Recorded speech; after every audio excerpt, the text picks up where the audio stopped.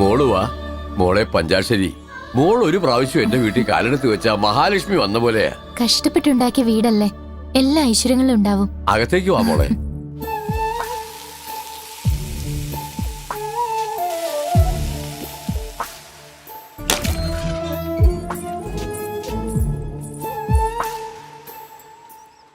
അമ്മേ, ലേറ്റ് ആയ പിന്നെ ഫ്ലൈറ്റ് മിസ്സാവും.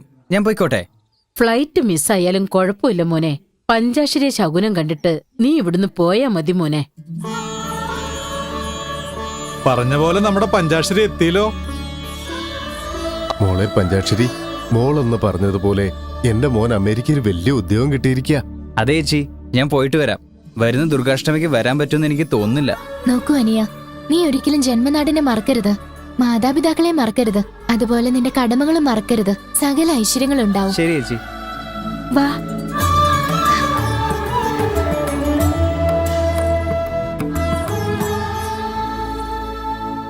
നമസ്കാരം അങ്കിൾ. നമസ്കാരം. മോൻ ആരാണെന്ന് പറയൂ. എന്റെ പേര് ശ്രീറാം. എനിക്ക് ഈ ഗ്രാമത്തിൽ ആരെയും അറിയില്ല.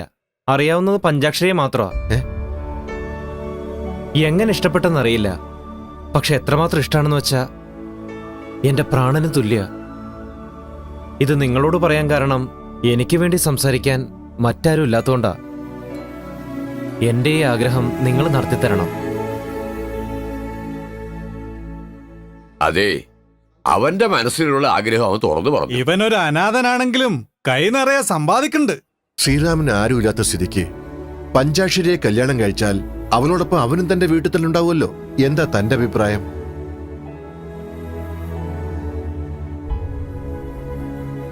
ആലോചിക്കാൻ എന്താ ഉള്ളത്? തിരുമേനി പറഞ്ഞത് അക്ഷരം പ്രതി ശരിയാ. പഞ്ചാക്ഷരി നിങ്ങൾക്ക് മോളാണെങ്കിലും ഞങ്ങൾക്ക് എല്ലാവർക്കും അവള് ദേവിയാ. ശങ്കര, ഒന്നും ആലോചിക്കാനില്ല. കല്യാണം കഴിച്ചു കൊടുത്താലും പിള്ളേര് നമ്മുടെ കൺമുമ്പിൽ തന്നെ ഉണ്ടാവുമല്ലോ. എനിക്ക് വിരോധമൊന്നുമില്ല, പക്ഷെ എന്റെ മോളോടൊരു വാക്ക് ചോദിക്കണം. അത് ശരിയാ.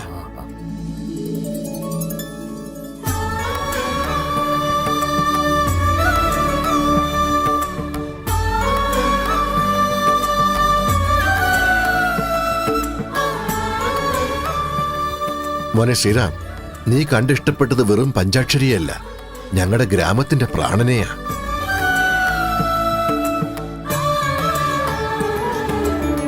മോനെ ശ്രീറാം, എനിക്കൊരു കാര്യം പറയാനുണ്ട്.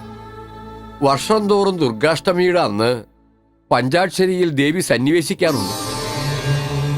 എന്റെ ഭാര്യയായിരിക്കുമ്പോ ഭർത്താവിനെ പോലെ സ്നേഹിക്കും, ദേവിയാകുമ്പോ ഭക്തനെ പോലെ പൂജിക്കും.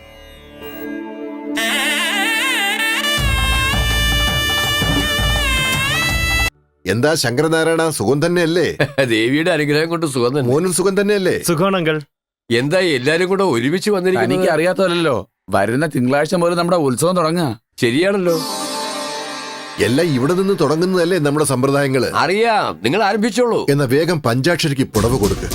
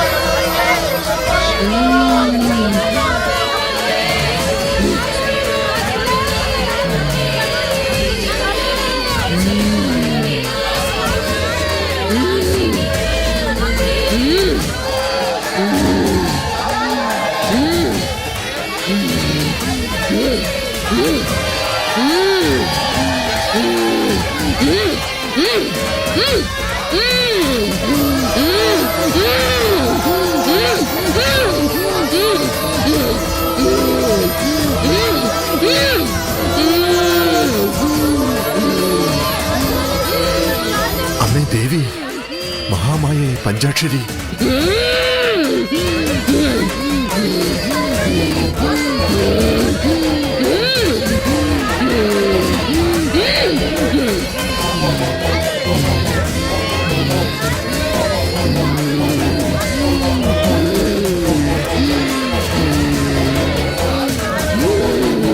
അമ്മേ ദേവി, ദേവി മഹാമായേ എത്തിയോ?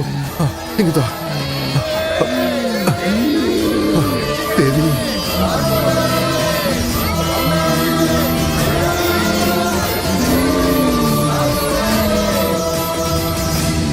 അമ്മേ,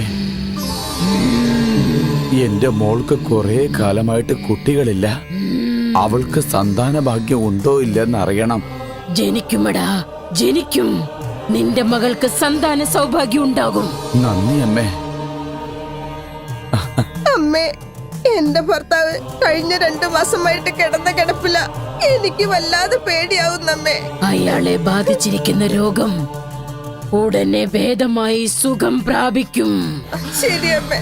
ഒന്നുകൊണ്ടും വിഷമിക്കണ്ട.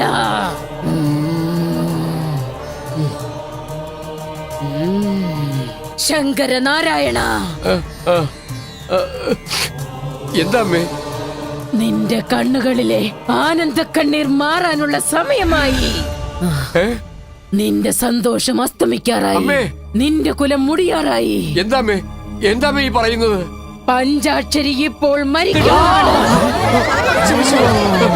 അമ്മേ, അമ്മേ, എല്ലാരെയും രക്ഷിക്കുന്നത് അമ്മയല്ലേ? എന്റെ മോളെ രക്ഷിക്കമ്മേ. ഞങ്ങളെ കൈവിടല്ലേ. എന്റെ മോളെ രക്ഷിക്കൂ അമ്മേ. എന്റെ വാക്കിന് മാറ്റമില്ല.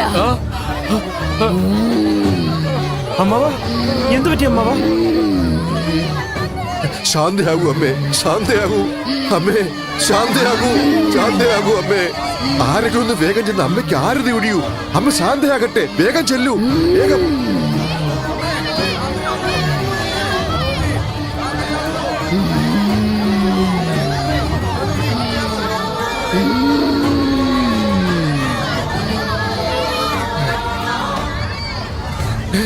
മോളെ പഞ്ചാക്ഷരി, മോളെ.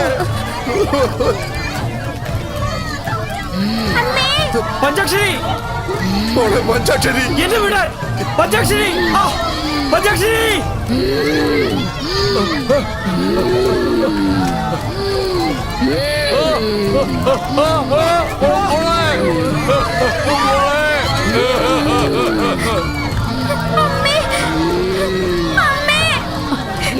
അയ്യോ മോളെ, എന്റെ മോളെ. മോളെ.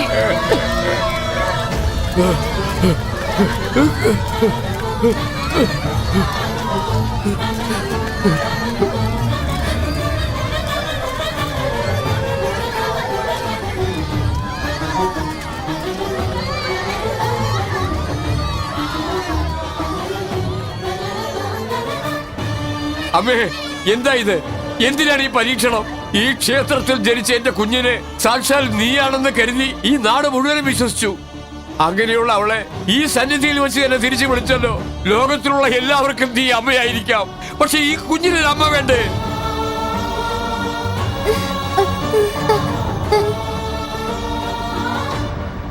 ഒന്ന് ചോദിച്ചോട്ടെ, മാതൃസ്നേഹത്തെ കുറിച്ച് നിനക്ക് എന്തറിയാം? നൊന്ത് പ്രസവിച്ചാലേ ഒരു അമ്മയുടെ വേദന എന്താണെന്ന് നിനക്ക് മനസ്സിലാവൂ. അതെങ്ങനെ? നീ വെറും ഒരു കല്ലല്ലേ? നീയൊക്കെ ഒരു ദേവിയാണോ?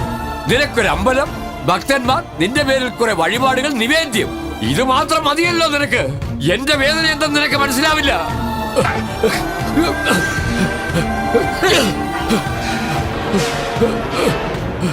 നിന്റെ കണ്ണടഞ്ഞു പോയി. ഒരിക്കലെങ്കിലും കണ്ണു തുറന്ന് നോക്ക്. രാക്ഷസ സംഹാരം ചെയ്തു എന്ന് പറഞ്ഞ് നീ വല്ലാതെ അഹങ്കരിക്കുന്നുണ്ടല്ലോ. പക്ഷെ ഒരു തെറ്റും ചെയ്യാത്ത എന്റെ മോളോട് നീ ക്രൂരത കാട്ടിയതിന് നീ അനുഭവിക്കും, അനുഭവിക്കും, അനുഭവിക്കും. ഇത് സത്യം. സത്യങ്ങൾ തീർച്ചയായും നീ എന്നെങ്കിലും അറിയും.